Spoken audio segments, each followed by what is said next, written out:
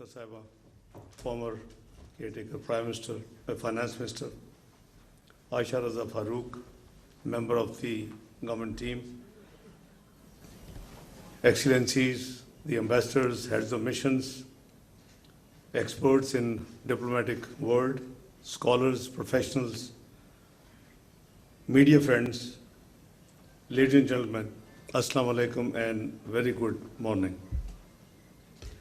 It is indeed a great pleasure to be with you this morning, and I compliment the timing and the selection of the topic, peace and prosperity, pathways to peace and prosperity in turbulent times.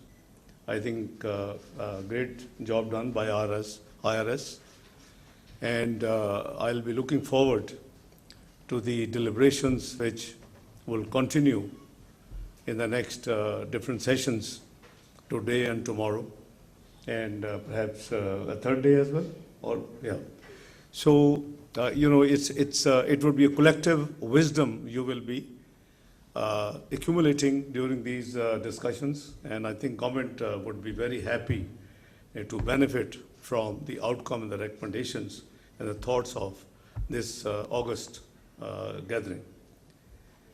I would like to thank the Institute of Regional Studies for organizing this timely event, as I said, on an extremely relevant theme. The world is indeed passing through challenging times. We face numerous interlinked crises, threatening international peace and security, economic stability, and sustainable development. Situation of conflict and continued foreign occupation defy the promise of the United Nations to save succeeding generations from the scourge of war and to guarantee the self-determination. Ladies and gentlemen, long-standing unresolved disputes from Kashmir to Palestine continue to face a serious challenge and pose a serious threat to the regional and international peace and security. The ramifications of the adverse impacts of climate change and climate-induced disasters are not only being felt beyond boundaries, but also across generations. And it's not too long away that we just had a very sad flash floods experience in 2022, and being one of the least emissions country, less than 1% of the global emissions, we are one of the top 10 vulnerable countries. Our failure to address the structural deficiencies in the international financial system is aggravating global inequalities and poverty. Hatred and discriminations are on the rise in the form of xenophobia and Islamophobia. Excellencies, ladies and gentlemen, in this midst of these turbulent times, a region, unfortunately, is yet again standing on the brink of another conflict. Over the course of the last couple of weeks, baseless allegations as well as unilateral, politically motivated, and highly provocative actions taken by India pose a grave threat to regional and international peace and security. There appears to be calculated and premeditated attempt to escalate regional tensions, following a familiar pattern: level accusations against Pakistan without evidence, use inflammatory rhetoric, incite war, hysteria, and use this as a pretext for aggression and unilateral actions. Why I'm saying so? I just want to remind and not go into detail, I'm sure all of you, it's not decades old, it's just 2019.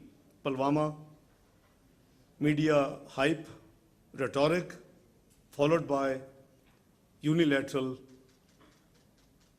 deletion of Article 370 and 35A, which led to declaring the 7 decades old disputed territory, guaranteed by the UN resolutions, to be resolved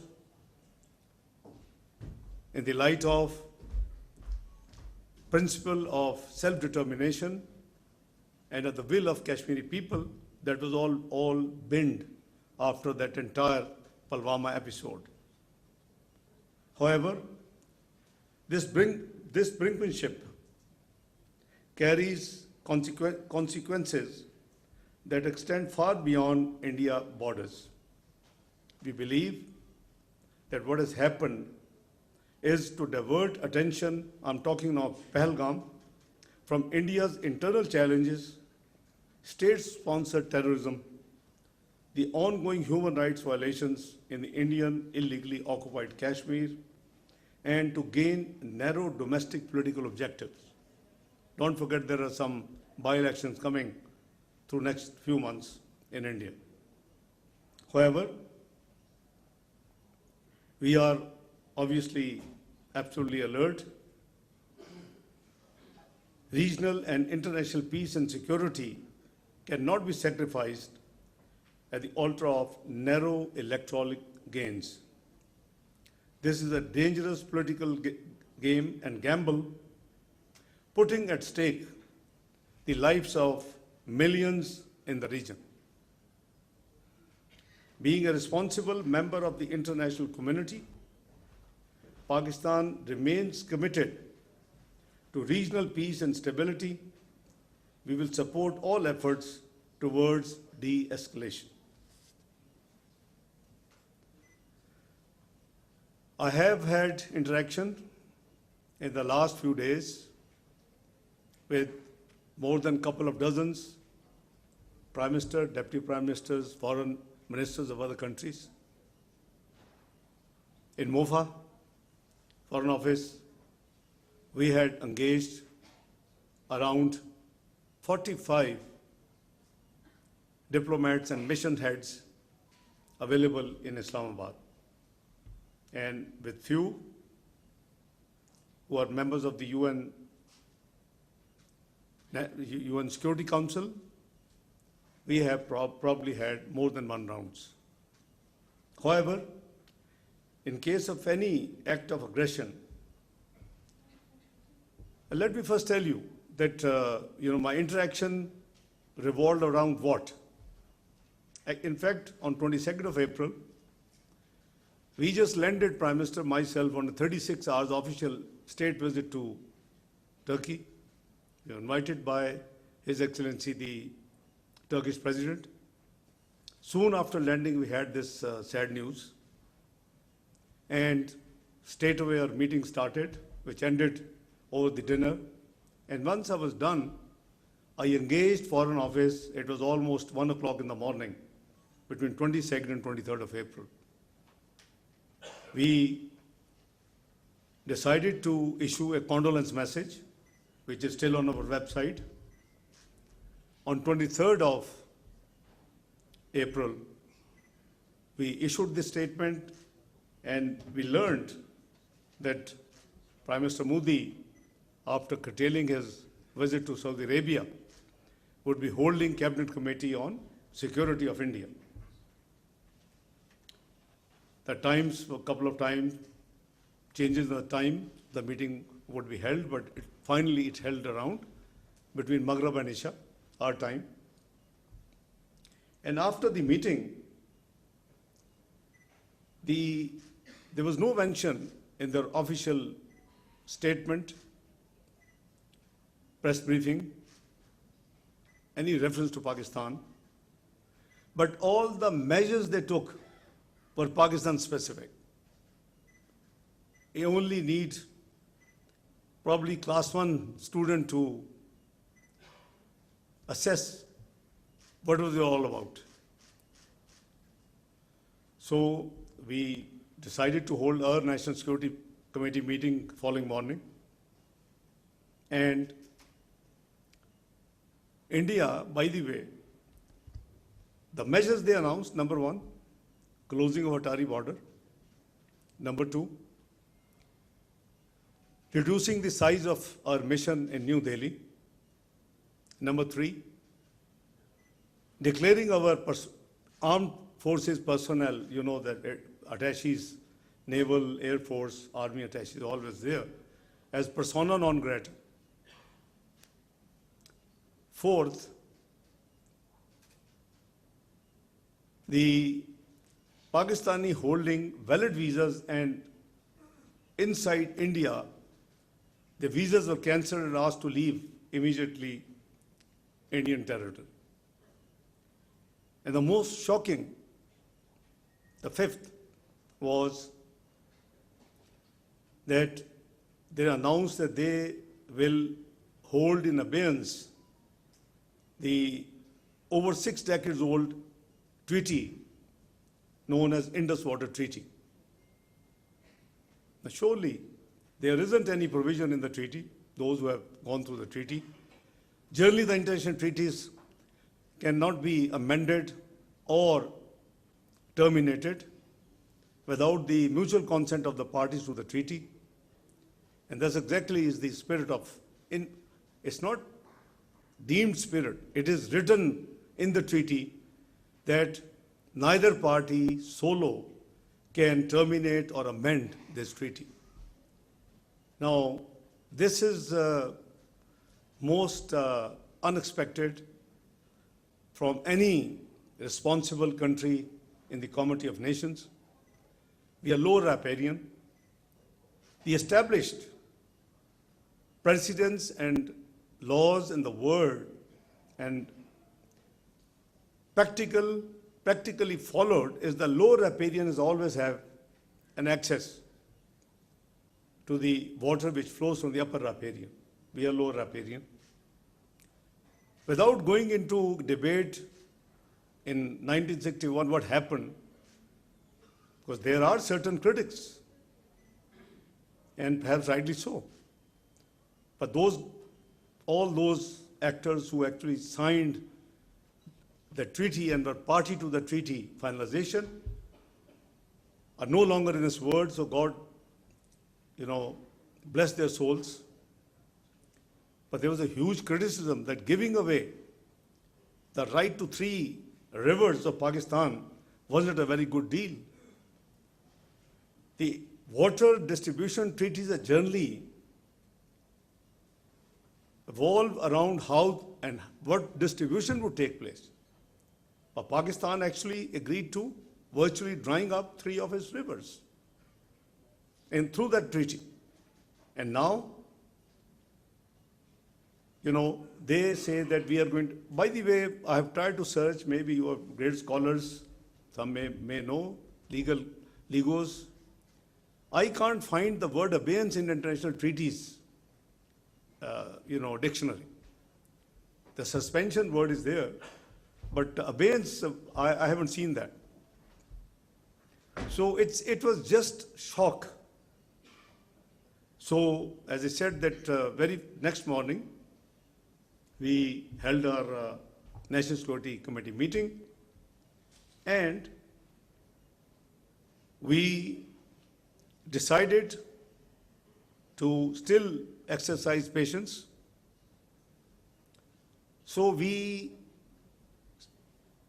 threw back the same measures on Indians what they have done to us.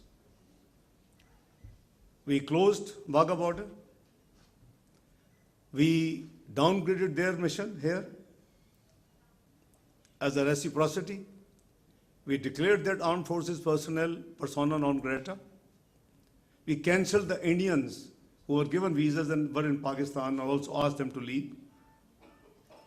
And we declared in no ambiguous terms that the holding in abeyance is non-starter, because we said it will tantamount to an act of war We will not allow to divert or stop the flow of water, which is Pakistan's due share under the Indus Water Treaty. And in the National Security Committee meeting, we have made it amply clear that we would exercise restraint and we will not be taking any escalatory move. Almost these over 2 dozens world-renowned, as I said, Prime Minister, Deputy Prime Minister, foreign ministers.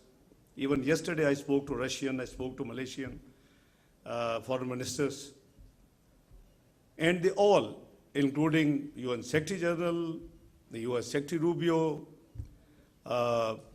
Russian Foreign Minister Lavrov, EU Foreign Minister, they all, when I speak to them, they all try to advocate that please, Mr. Foreign Minister, Mr. Deputy Prime Minister, whatever they want, they say, please restrain and do not react and do not take any escalating move.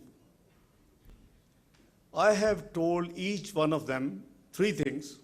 Obviously, there's a long calls explaining what India did, what we feel, why they have done it. I just given you an example of Pulwama.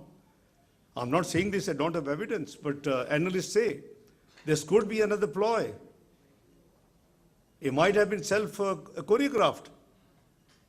How come in 10 minutes the FIR is registered at a police station where you need to at least 45 minutes ride to reach? They completed investigation, they completed all the facts finding, they dealt with on-site, and in 10 minutes the FIR was registered. Come on, nobody's fool. And then what they conveyed, because obviously all these international dignitaries are talking both sides. Few of them, great friends, I have very good relationship, working relationship with them, suggesting me, can you try and help the perpetrators to be caught? I say, hang on, do you know the distance? Where it happened and where is the line of control? They don't know. 230 kilometers. I mean, you can write in 10 minutes FIR, but you can't hold the perpetrators who did all this business and heinous act there. Listen, one thing should be very clear. Pakistan has always and will condemn terrorism in all its forms and manifestations. This is our country policy. This is not now. When we fought against terrorism 2013-17, I was finance minister of Pakistan. I know how many hundreds of billions we had to finance. Even this was the policy decided, declared at that time. And we also declared we will not allow our soil to be used for any terrorist activity against any other country. The state is not involved at all in this sad incident. But, so I keep telling these guys, my colleagues, diplomatic colleagues, that listen, it is as per analysts, some analysts, that they say this could be a ploy. And why? Because India has been now communicating with us officially that this treaty needs to be, a lot of ground realities have changed. This treaty needs to be revisited. And we are responding to the latest communications. 2 will be responded. But who can forego a drop of water because the future projections of water is said to be creating maybe wars in future? We can't give up a drop of water, which is our right. We honor, as I said, regardless of the certain criticism which was then, took place and which still people, but we are honoring the treaty in letter and spirit, and we had made it abundantly clear. So some analysts, with hindsight of Pulwama, they translated this recent, year plus negotiations, communication rather, between the two on this subject, that this could be the aim, and they have demonstrated the aim by declaring that we are putting in abeyance. However, as I said, I have told all these friends three things. I said, listen, let me make your life easy. You are asking and appealing both the countries to exercise restraint. You're talking to me, you're talking to the next door neighbor. Let me make your life easy and resolve 50%. I said, we will demonstrate full patience. We will exercise restraint. On behalf of Pakistan, I give him a word, we will not be the first one to do any escalatory move or action. I think we can't do anything beyond. So when I say this thing, it automatically, changes the situation. They understand, and I said, you have to work on the other side, don't worry about us. I've given you a word. This is all minuted in the history and record of the Ministry of Foreign Affairs, and this is a policy decided in the National Security Committee, chaired by the Prime Minister of the country, Muhammad Shahbaz Sharif, attended by the Armed Forces, chiefs, the Chairman Joint Chief, the Army Chief, the Air Chief, the Vice Admiral of the Navy, so they were all there. So it's a unanimous decision to exercise restraint, and we will not be the first one to make any escalating move. But in case any act of aggression by India, I am making it very clear, including last night, to Russian Foreign Minister, that in case of any act of aggression by India, there should be no doubt in anyone's mind that Pakistan will do nothing. Pakistan, let me tell you, Pakistan will resolutely defend its sovereignty and territorial integrity in exercise of the inherent right of self-defense as enshrined in the Article 51 of the UN Charter.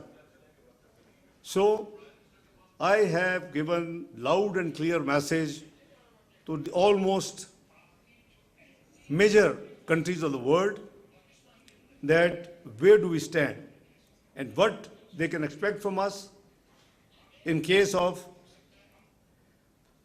Let me also tell you something, that Alhamdulillah, we are absolutely alert. We are absolutely in a position. Our armed forces are, ready. And there has been an attempt. Between the night 29th and 30th of April, we had credible news of some misplay or adventurism by Indian Air Force. Alhamdulillah, we made them to run back and turn back to India. Our Air Force moved swiftly, timely, and made them to run back and turn back to India. According to our information, they landed in hurry at Sri Lanka, at Srinagar. Pakistan also remains concerned at the insightful and Islamophobic narrative being directed against the Kashmiris as well as the Indian Muslims in the backdrop of the current situation. This must end forthwith. Excellencies, ladies and gentlemen, in this backdrop, India's illegal and unilateral decision to hold the Indus Water Treaty in abeyance should be a matter of serious concern to the world community. The treaty provides no basis for such unilateral actions. As he explained, India's actions undermines the fundamental pillar of regional stability with profound implications for the peaceful management of vital shared resources between the neighbors. The National Security Committee of Pakistan, as I said, has made it abundantly clear on 24th of April 2025 that any attempt to stop or divert the flow of water belonging to Pakistan as per the Indus Water Treaty will be considered an act of war. Excellencies, ladies and gentlemen, the international community must take serious note of these developments at a time when the region requires cooperation and restraint. Any tolerance for adventurism would only embolden further instability in this part of the globe. We must not forget that the unresolved Jammu and Kashmir dispute remains the primary source of volatility in South Asia. There is an urgent need for renewed and concerted efforts under United Nations auspices to secure a just, lasting, and peaceful resolution of this dispute in accordance with the relevant UN Security Council resolutions and the aspirations of the Kashmiri people. Excellencies, ladies and gentlemen, the challenges being faced by our region as well as those at the global level can only be addressed through a renewed recourse to multilateralism. There is a need for universal and consistent adherence to the fundamental principles of the UN Charter, self-determination of the peoples, non-use of threat of force, respect for the sovereignty and territorial integrity of all states, non-interference in their internal affairs, and peaceful settlement of disputes. As I speak, millions of Palestinians are enduring unparalleled suffering. Thousands have lost their lives. Many more have been injured, and millions have been displaced. Humanitarian aid is being deliberately denied to millions in dire need, and humanitarian workers are being targeted with impunity. You have seen what's going on with UNRWA. You must speak and speak with one voice to demand an immediate and permanent ceasefire in Gaza and ensure free flow of humanitarian assistance and lifting of all barriers. We ourselves have been experiencing this problem. We have sent almost a dozen and a half consignments at different times. First, we were sending to Gaza through Egypt. Problems erupted. I had to engage Amman. We started sending consignments through Amman. Then issue expanded to Lebanon. We sent our consignments to Lebanon and followed by Syria. So we have been experiencing, we are doing on pure humanitarian grounds this humanitarian assistance through the National Disasters Management Authority, who takes the lead in implementing the decisions of Prime Minister Shehbaz Sharif and the government in this regard. So I personally believe that lasting peace in the region cannot be achieved without allowing Palestinians to exercise their inalienable right to self-determination for a viable, secure, contiguous, and sovereign state of Palestine on the basis of pre-1967 borders and with Al-Quds al-Sharif as its capital, in accordance with the relevant UN resolutions. The vicious cycle of poverty and rising global inequalities cannot be addressed unless we make head-on the inequalities in the international economic relations and take them head-on. There is an urgent need to reform the international financial architecture, which has been described by the UN Secretary General as morally bankrupt. Those who have the supply of resources and those who require the resources, there's a huge gap. I think it was perhaps with this vision that in our region, Asian Infrastructure Investment Bank was initiated by China.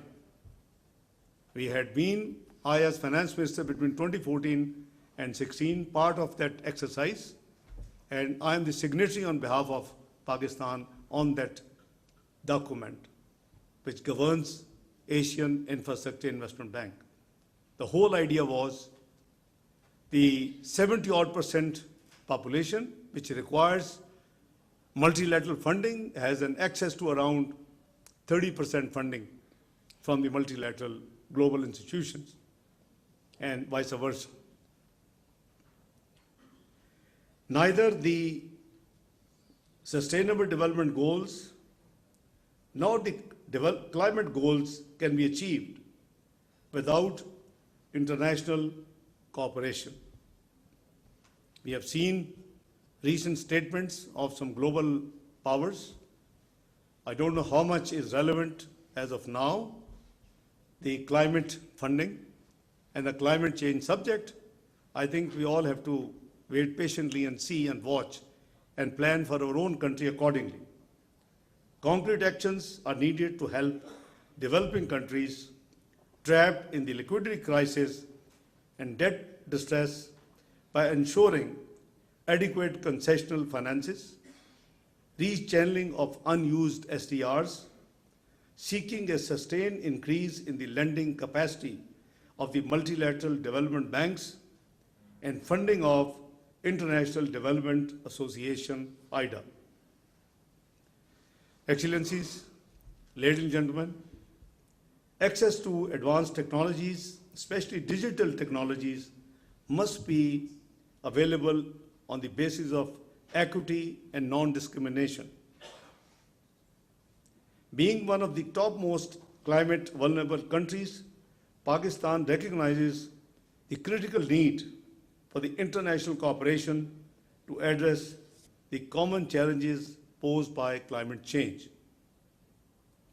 We need enhanced global climate actions and international cooperation to mitigate the navigate impacts of climate change based on the established principles of equity and common but differentiated responsibilities and respective capabilities, commonly known as CBDR-RC. The developed countries need to meet their climate finance commitments with a balanced focus on adaptation and mitigation, so as well as on loss and damage.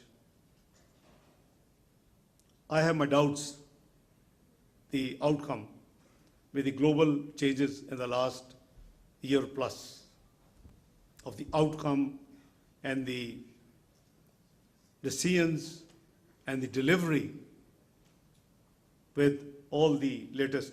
I'm sure all of you would be pondering and would be assessing and would be, estimating what's going to happen. Excellencies, ladies and gentlemen, Pakistan is alhamdulillah endowed with rich natural and human resources and an enormous economic potential. It is located at the crossroads of South Asia, Central Asia, and the Middle East. This I say as a faith. As a Pakistani, I have a faith that this country has the resilience and the potential to come back and be part of the big 20s. It is not too long away and long ago. It's only 2017. Eight years have passed. Where Pakistan stood at beginning of 2013. Macroeconomic unstable country, Google and find out. Projected to default 6 to 7 months, Google and find out. And country was predicted to default within 6 to 7 months. This is before general elections. Nobody knew who will win the elections. And what was the timeline? Shamshad is sitting here. What was the timeline? At that time projected that Pakistan would need to get out of the quagmire we were already landed in was 12 to 15 years. That's why I have faith in our nation, in our country, in our society. It took only 3 years. You had all macroeconomic indicators in place, lowest inflation in decades, CPI 3.59, GDP 6.3%, highest foreign exchange reserves close to $25 billion, which still has not been broken. 24th global economy. And it's not me, it's PricewaterhouseCoopers. Find out. PricewaterhouseCoopers projected Pakistan is going to be part of G20 not later than 2030. What happened? I call it, and then the country had rolled out, which couldn't be done in the last couple of decades, rolled out, all these iPhones and smartphones and technology you're using today, thanks to 2014, the bold step of the Prime Minister Nawaz Sharif government, which rolled out the auction of 3G and 4G spectrum. That's led to the latest digital position which we are enjoying today. So unfortunately, I don't want to be criticizing anybody. I don't want it to be political.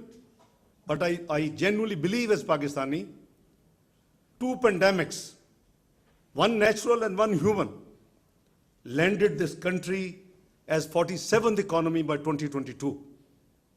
Brought us on the brink of default again, which we struggled during 22-23 to save this country.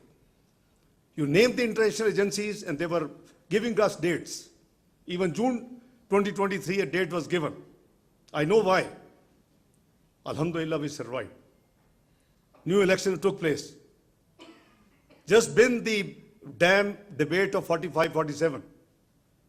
Let's look forward. Country has come out of the default mantra for all time to come, inshallah. It has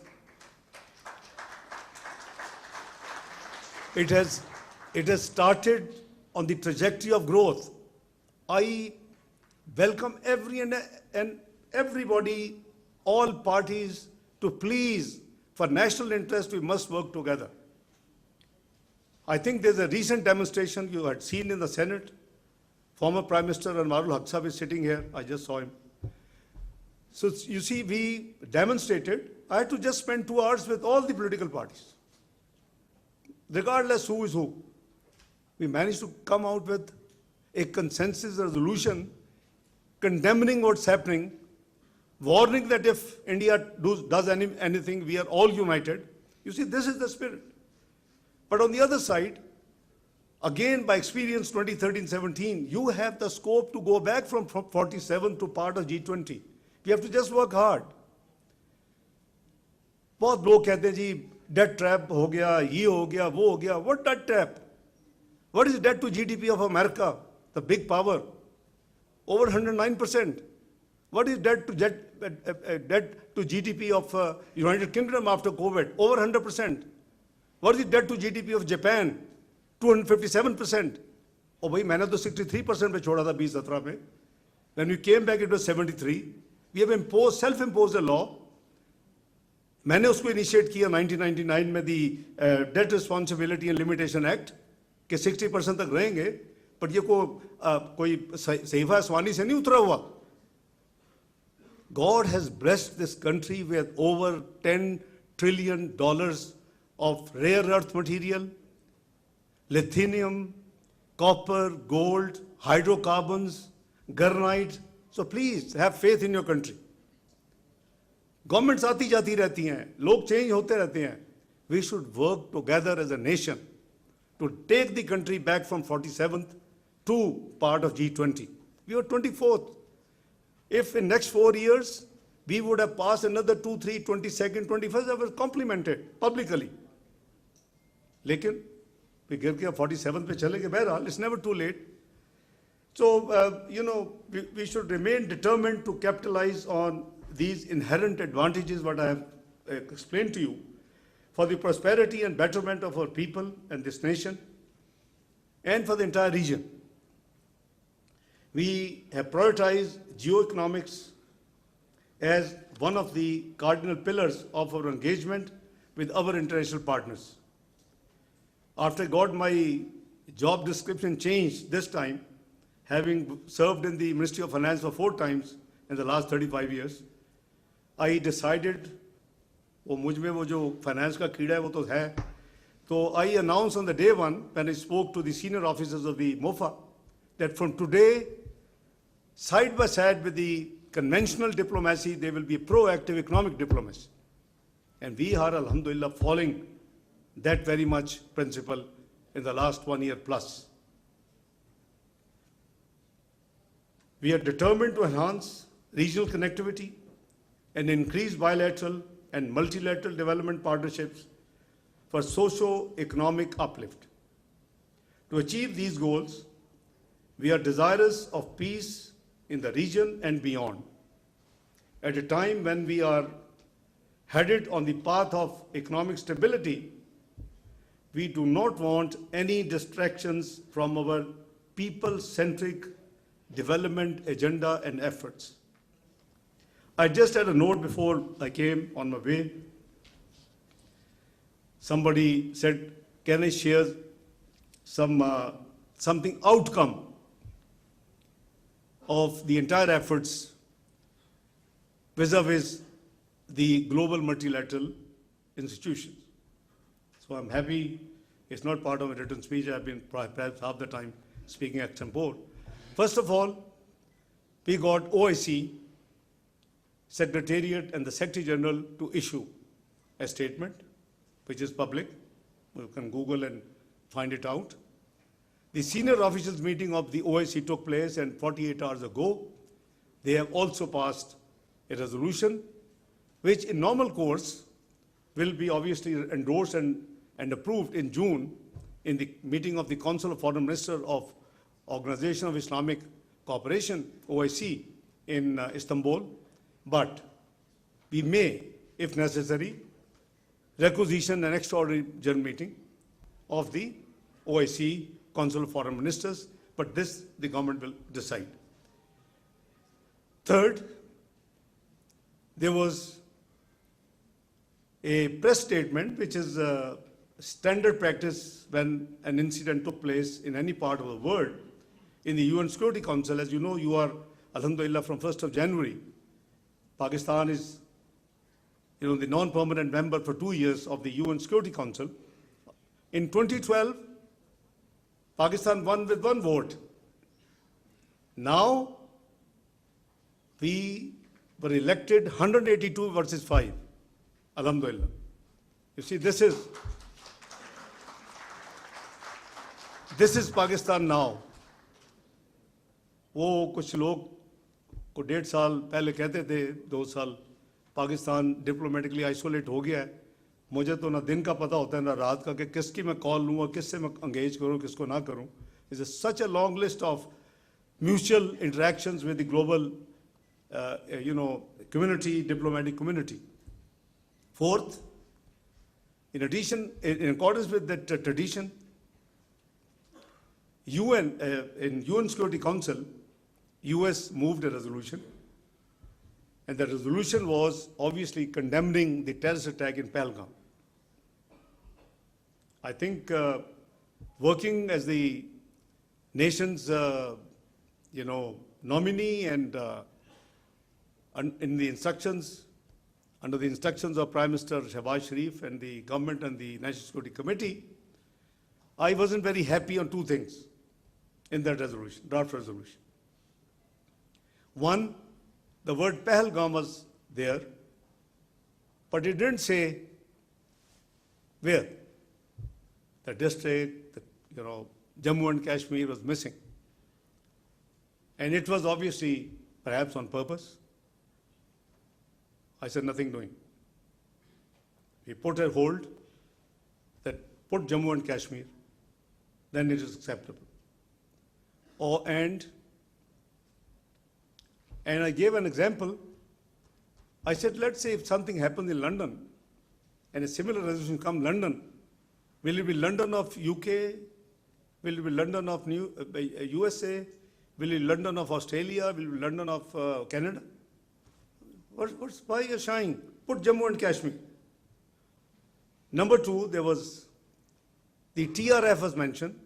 This is the resistance forum which post-2019 Indian acts of usurping Jammu and Kashmir as its Indian Union territory illegally, unacceptable. The blame was put on that TRF. They were condemned. I said, listen, I haven't seen their claim. Number two, if you have any evidence, show us.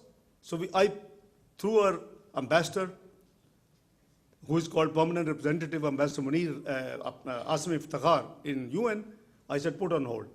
They must correct these two things. Delete TRF or give us evidence, put Jammu and Kashmir after Pahalgam. It took 2.5 days. It is always a war of nerves. Alhamdulillah, both things were done, and that press release with these two amendments went public.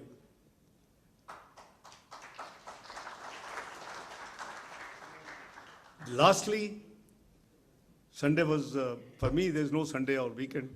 I was busy talking to Malaysia, talking to Foreign Minister Lavrov of Russia, etc., and dealing with many things related to it. With the approval of Prime Minister and in consultation with the Army Chief, General Asim Munir, I have directed last night our permanent representative in UN to summon and request for a meeting of the UN Security Council.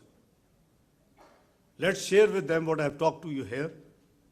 Let's share with them with the facts and figures and the detail and the evidence we have shown other day when ISPR, Lieutenant General Sharif Saab with me, and our spokesperson Shafqat Ali Khan was with me. I'm sure you would have seen it. It was elaborate. So we have triggered it last night. And fourth, and the last, OIC, there is an OIC contact group permanent observer status in UN. We managed to have the meeting, and there is a resolution which is going to be out any day during our working hours, inshallah, and maybe 7, 8 in the evening. So that has also been done. So we are, as your representatives and the government, are doing whatever best we can to deal with the situation. Visibly, India has gone defensive. It's not me who got sponsored in New York Times, in Bloomberg, in Economist, in Financial Times. No, they understood our viewpoint. What we are saying makes sense. Please give us the evidence. Pakistan has categorically made an offer by Prime Minister Shahbaz Sharif in his address to the Kakul Passing Out Academy on Saturday, within days of this incident, that we are ready for any independent, transparent, international probe and investigation because our hands are clean.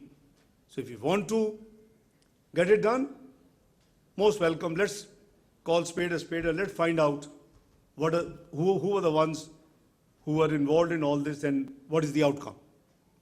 So Allah का शुक्र है कि पाकिस्तान ने अब तक जो अपनी efforts की हैं, which are a duty, has exposed Indians malafide, and now they are on the back foot. But it takes two to tango. I've been telling all these dignitaries whom I'm talking to in the last few days that I can assure you only from my side that we will demonstrate patience, we will exercise restraint, and we will not be the first one to attack. But if anybody makes any mistake and enters into adventurism, then God knows where those situations will be leading to. So hopefully, I hope sense prevails, and they should do introspection. I'm not sure, I'm not blaming, but I've seen one senior, probably 3 stars, has been sent home. One number 2 in the Air Force has been sent home. Maybe that episode which happened when we forced the 4 Indian Air Force fighters to go back just 4 days ago. So God knows, but anyway, it is their internal business. They can sack the whole army, whole Air Force, it's not our business. Perhaps it will resolve the issue.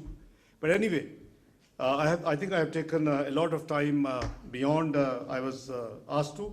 I do hope that the international community will help us achieve the goals I have enumerated in my little talk. And any spoilers in the region will be prevented from obstructing our path to peace and prosperity. As I said, I will be keenly looking forward to your deliberations in the next few sessions in 3 days. And I think your wisdom will certainly help Ministry of Foreign Affairs and the government as a whole to benefit from any great ideas which you will come up with. I once again thank you, Mr. President, and all excellencies, ladies and gentlemen, for your very patient hearing. Thank you very much indeed. God bless you.